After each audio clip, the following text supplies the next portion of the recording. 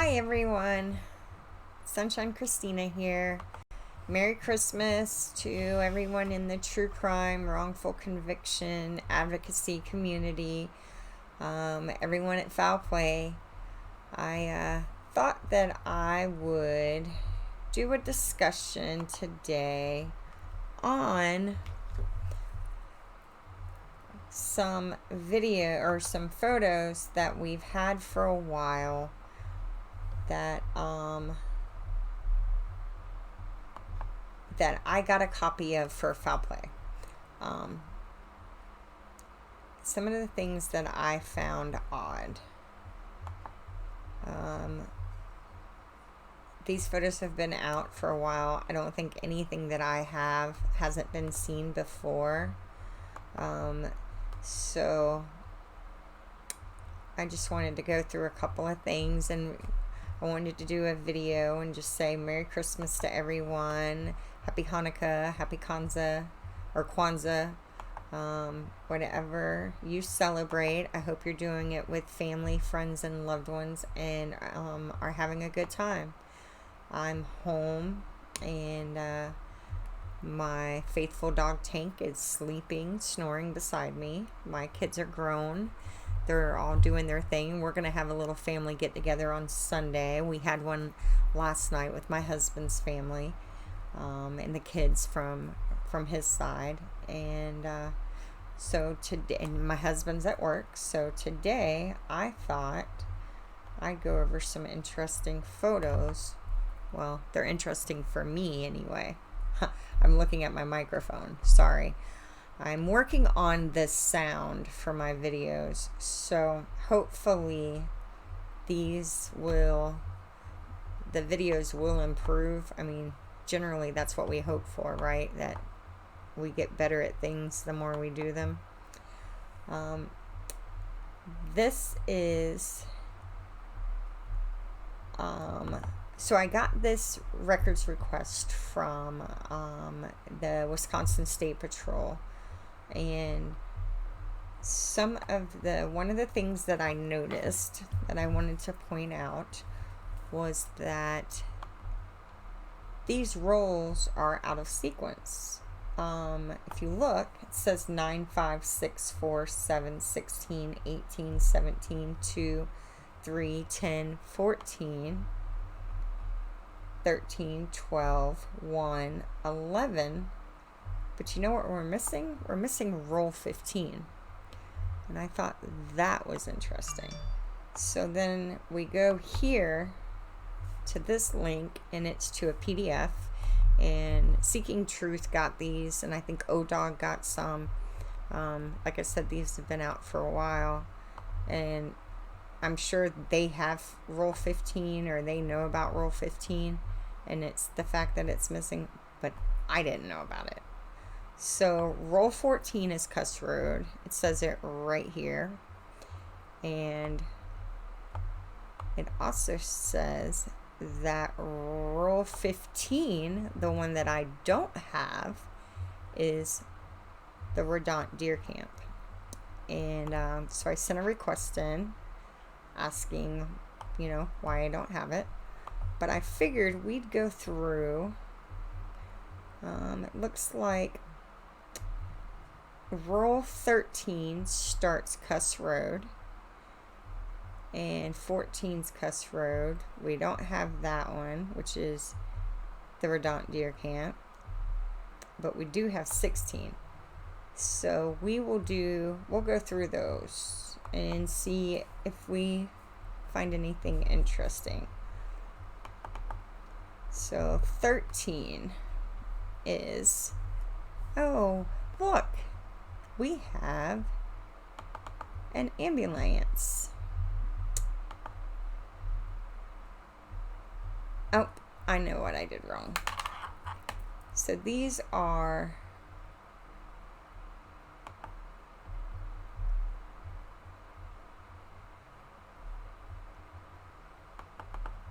how did I get these to view right? Alright, so it's marked roll 13 here.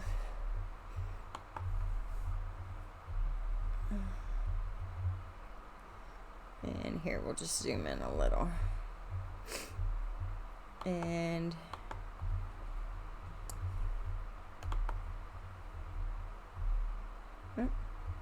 or a lot. My laptop's so picky.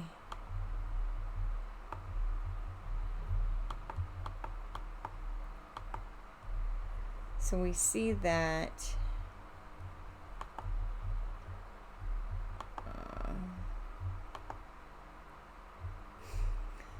we have an ambulance, a Manitowoc County Sheriff's Department. This is what I do when I can't see what I'm looking at very well. Yours taught me how to do this. I was not very computer literate before I began researching this case. So I have a huge learning curve.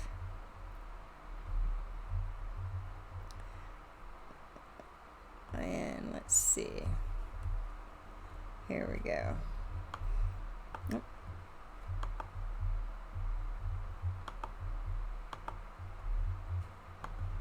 Nope, that's not going to work either. But we have an ambulance, Manitowoc County Sheriff's Department. We have 2 brown jackets. We know the guy in the red is Fassbender. So that's interesting. And I want to save this. This is Griesbach. No Bates stamp.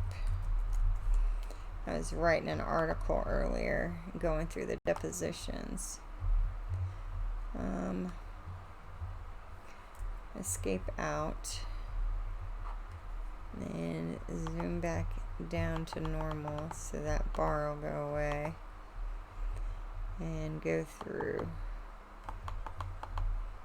And we have crime scene tape here, which I find interesting, for sure. And more crime scene tape. And we see 2 officers standing right there. And obviously, Trooper Reese saw them too, so he photographed them.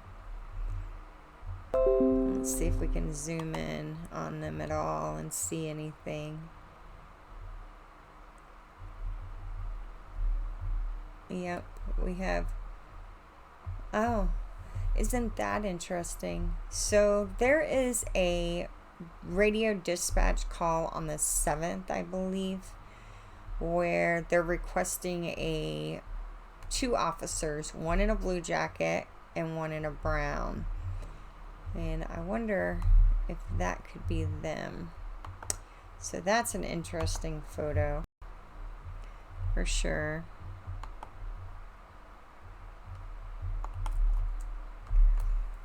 And then more crime scene tape.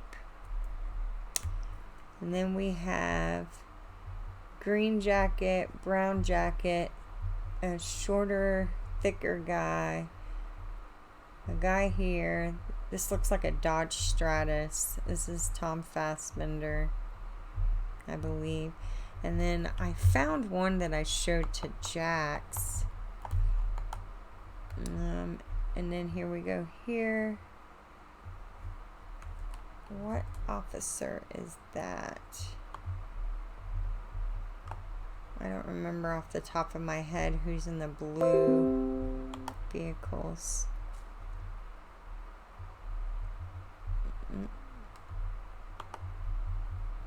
Let's see if I can read. Yep, that's a state patrol. And then we have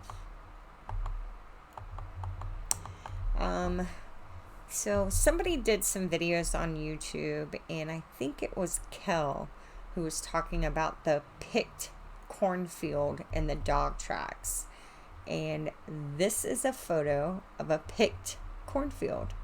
I thought, that's the first thing I thought of when I saw that.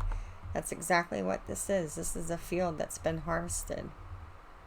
So the dogs tracked through here, which is interesting. Here is some kind of, that looks like a marker. And I don't know if this is the Avery property. If someone knows, they could comment down below.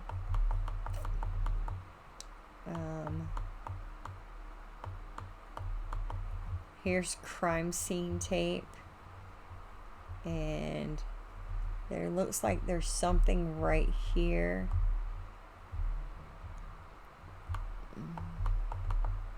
More crime scene tape.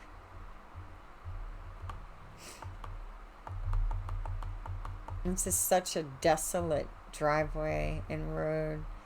I really hope Teresa was deceased by the time she was brought out here. This would have been a very terrifying place to be going. It's surrounded by quarries. If your theories are anything like mine, that people who have you are either attached to law enforcement or law enforcement. So you know that there's no getting to 911 and calling for help. It must have been terrifying. I genuinely hope her death was quick. And that they, whoever did kill her, didn't take pleasure in doing so. More crime scene tape. You can't really see anything, the reason for it. Now I did find that interesting, but I'm pretty sure that's just like old debris, wood debris. I doubt they would have given us that picture. Here's a rock. And you can see how large this area was that they sectioned off with this yellow barrier tape. Of course, all of this is off Stephen Avery's property, on property owned by either Josh Radant or the Manitowoc County, the same county Stephen Avery was suing for $36 million. They had separate roadblocks set up in crime scene logs for this area. They controlled the traffic in and out. They controlled what officers came to the scene. They had a coroner respond to the Manitowoc County quarry. They collected evidence that they hid with codes like e-site locations and GPS coordinates. And then in the evidence description labels, they would say Avery property southwest of Red Trailer. But once you take the time and actually look into it, you find out that all of these items are being found on property owned by someone not related to the Averys, someone Manitowoc County government property, and they were being sued by Stephen Avery. So, they definitely used misdirection to hide what was going on. These are interesting photos. He took a lot of this area. I'm curious to see what the roll of film has that we don't have on it. This is a berm. For those of you who may not know, this is what a berm is. It's basically a man-made wall that keep people from being able to drive flat across something. They would have to go up and over. Here's another cul-de-sac road picture. We got I'm pretty sure this is the Mishicot Fire Ambulance. Manitowoc County. I don't know who drives this maroon. I think it's an Intrepid or a Stratus. I'll have to ask and see. The crime scene tape here.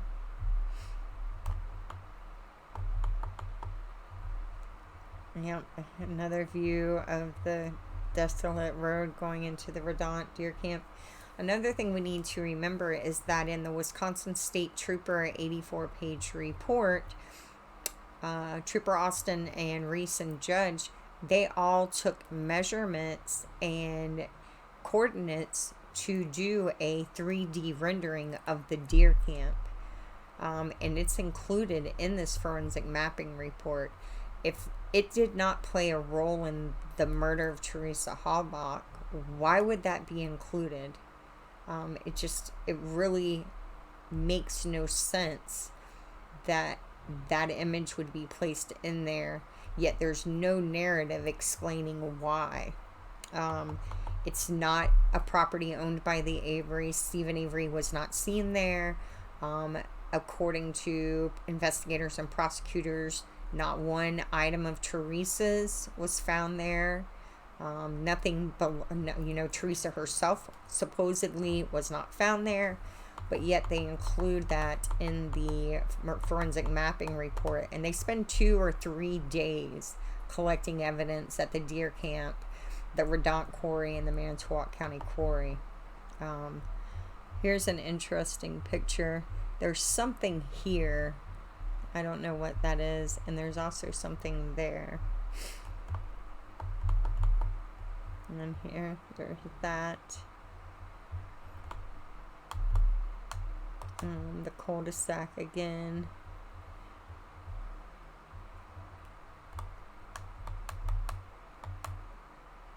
And again, and here's the people talking. This is a gentleman out of uniform. I don't know who he is. Alright, that's it for roll 13.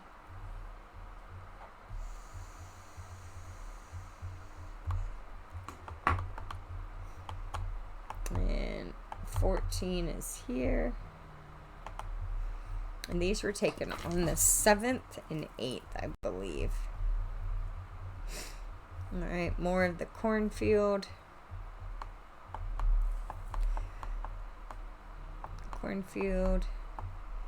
Alright, the cul-de-sac. We got more barrier tape. And here's some officers.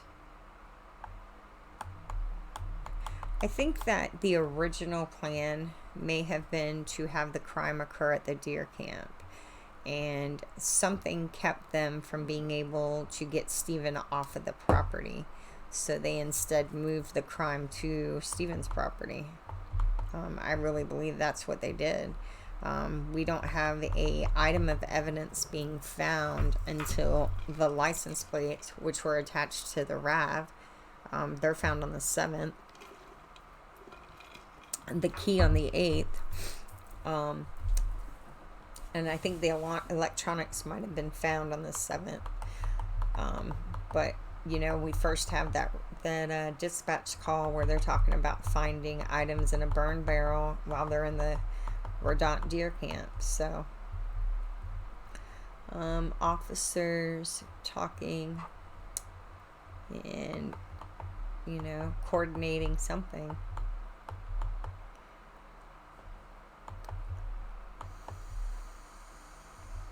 I just have this feeling all of these photos are because this is where, this is where her cremains were found, her body was found, or the evidence of the crime was found, the burnt electronics. What do we have that they used against Stephen? The burnt electronics. That's really it. The key and the keys, I like many others, believe that's not even the day-to-day key. The license plates were on the RAV. So what did they find at Kuss Road? Because according to them, they found cremains. So are they responsible for how the body got burned? Did they dismember a corpse that had been dead for several days? Because we know the body's dismembered prior to burning. I don't see them doing that. I just don't. So, yeah, I don't. I could be wrong. What do you think? Leave me a message or a comment down below if you think that the cops cut up a body that had been dead for days. If so, the smell would have been horrific, huh? Oh, it would have been messy too. Yep, here's that crime scene tape.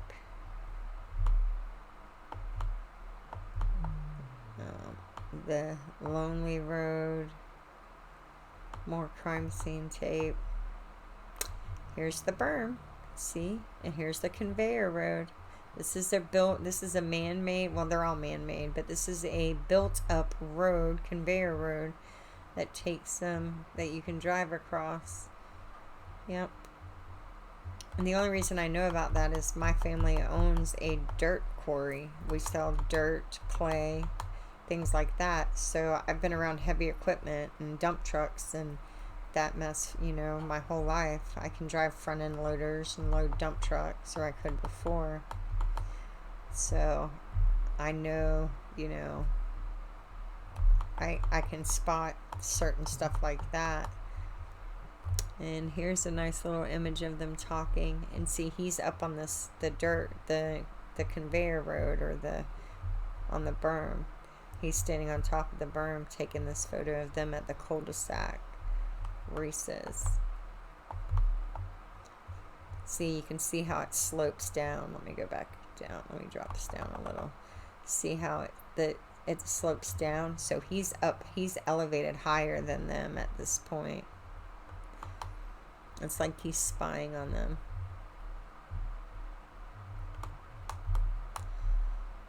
And the quarry. I think this is the back of the ASY, but I could be wrong.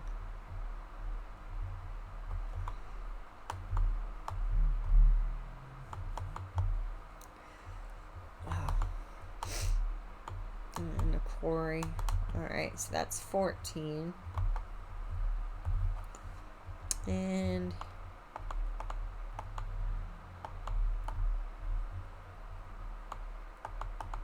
we don't have 15. We do have 16.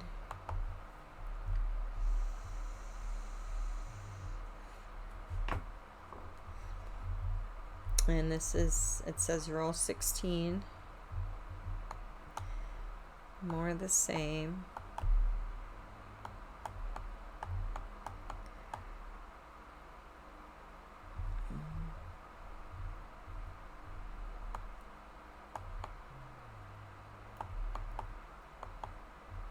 Let me see if that loaded. And there's that. Not sure what he's taking pictures of. I guess he's trying to show how far it is from the Avery Salvage Yard to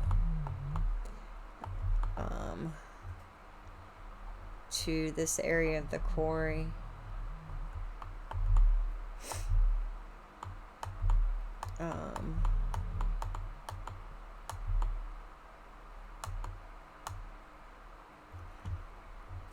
And is that Steven's trailer way over there? Let's all remember now, no one saw him leave. There's dozens, I shouldn't say dozen, there's several people who interacted with Steven in person or on the phone on Halloween. No one saw him. I'm going to reload this. No one saw him covered in blood, beating Teresa, killing Teresa, sexually assaulting Teresa, driving Teresa's RAV, or any other thing. Oh, here's the deer camp. Here's the blue trailer, propane tank. Yep, this is the deer camp. I'm going to reload this thing. And another view of the deer camp.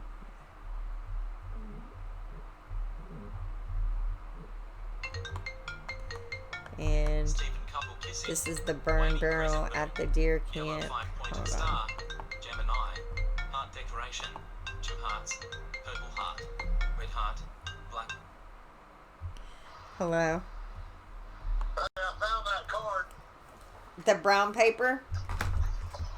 That card thing for your Visa. Good. Thank you. Where was it? It says on it, it says $100 plus $6 activation fee on it. Mm-hmm. Yeah.